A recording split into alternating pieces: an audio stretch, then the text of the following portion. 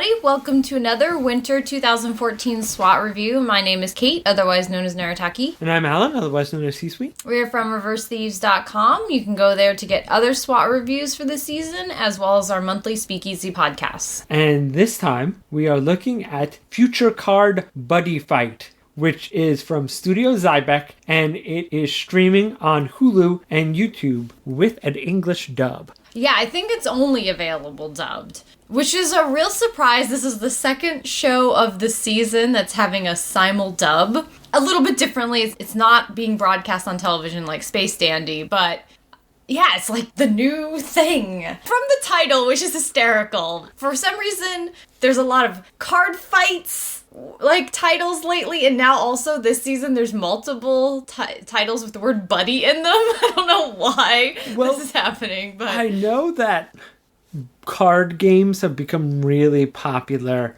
in Japan in general. I mean, not that they were unpopular. I was about to say, I mean, they've kind of... But they've really gotten onto mobile platforms. I know even like Hayate had a social mobile game with cards recently, and a whole bunch of manga that I read have it. It's like, yeah, card games being on your phone is a big thing. So I think it's had a big surge because of that. So this is one of those, Yu-Gi-Oh! Kind of series where they're young kids, and then they collect the cards that have monsters on them, and then they fight battles. In this future, there's actually some really interesting elements to the show that if it wasn't, exactly what it is, it might be kind of mildly interesting, or at least weird. Because there's a buddy fight police force, which we're introduced to kind of first thing, as opposed to the main character, but... So they go around, and there's, criminals who try to use buddy fight cards, and then they stop. So there's a police force to take care of that. And there's a super famous guy who's a child prodigy who's on the force, and... He's never lost to a criminal in a buddy fight. That's right. And so he's super famous and cool or whatever. And then we meet our main character, who dresses like JoJo's Bizarre Adventure. I don't know. He's like Jotaro. But and everyone, by the way, everyone in the show has the craziest hair. It's like someone saw Yu-Gi-Oh! And I can dub that.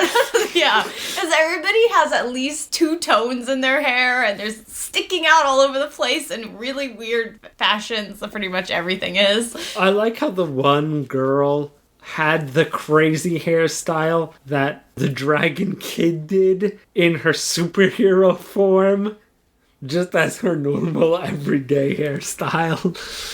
So our main guy, he has justice in his heart, but his fighting style, which is kind of cool, is defensive, and you find out that his mom is teaching him, and he's sort of inheriting the style from and she's her. an Aikido master. So he kind of uses basically people's aggression against them, and doesn't really directly fight them, which was cool. So he's playing more of a blue deck than a red deck, if this was Magic the Gathering, Kate. I guess, yeah, whatever. Don't act like you never played Magic. I don't know what you're talking about, alright? So then, all the while, this is so he takes on some punks on the street, and then he gets in trouble and goes home, whatever. All the while, this dragon, who is a buddy fight card, but buddy fight cards, the monsters on there actually live on other planets, and so the cards are portals to those planets so that the monsters can come. I don't know why would we want that to happen, but whatever. And so he's watching him and deciding if he wants him to be his buddy. I was about to say, I know there's totally innocent in this show, but I just could not help read subtext into the thing where he's watching all these little kids around. Oh! Trying to decide who's going to be his buddy, Al. God.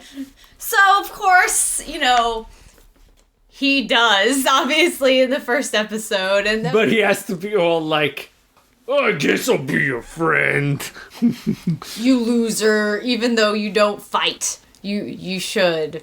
Or something. But also the dragon monster guy, his dad was like, you're an idiot. So whatever. So I'm sure he's going to learn as much from the human as the human will learn from him.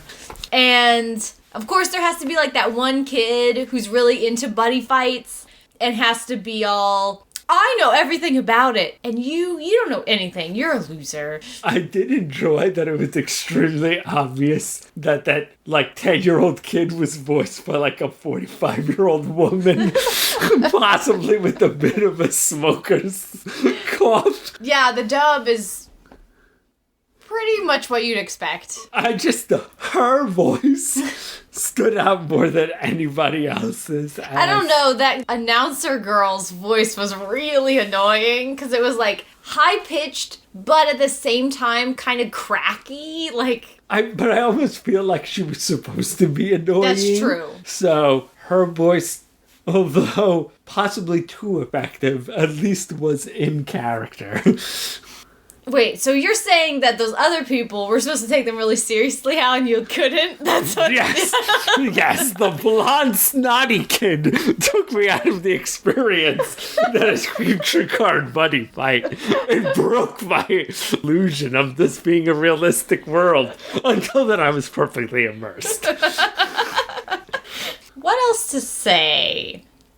I did feel like a lot of these things really seem focused on explaining the rules to you in the first episode, and this show didn't. That was kind of nice. I mean, I feel just from the preview that the second episode is going to be like, how do we play card, buddy fight? But I feel like this episode was a little more on world building. And setting up the characters. Like I said, it kind of has some interesting stuff going on, because clearly the cop kid, he is already really good, and he's also a main character, so he's got some backstory thing. And then we saw that the main kid, he has a dead brother. Or is he? Dun, dun, dun. If he's not Card Fighter X. Yeah. But, so there's some, like, story there, and I really liked, the cops playing this game. I just like taking it to the extreme, taking it to that, like, ridiculous level. I enjoy that. So, if you like card battling anime, it seemed alright. Yeah, but it's standard kids fair. It doesn't have the Yu-Gi-Oh! 5D's fighting card fights on motorcycles in space prison. If only. I feel like all silly kids card shows have to be battling on motorcycles in space prison for me to be even remotely interested. Yeah, it didn't reach the level of ridiculous that made it, like, super enjoyable. It was just kind of, it was a little bit ridiculous. But then also just what you kind of expect from these types of shows. Before we end, you were now introduced to the Jotaro half Bancho hat. What is up with that? It looks like a shark came and ripped the back of that hat off. I don't understand. Like, why are you wearing half of a hat? Maybe like if Ed Chavez listens to these, he can explain it. But the guy from part 3 of JoJo's Bizarre Adventure has it, and one of the guys from Oendan has it. Now this guy has it. But also, it was kind of cool that the main character was like, kind of like a hoodlum, punk kind of kid. Again, it's got some interesting elements. Just can't pull through. But it's Future Card Buddyfight. All right, see you guys next time.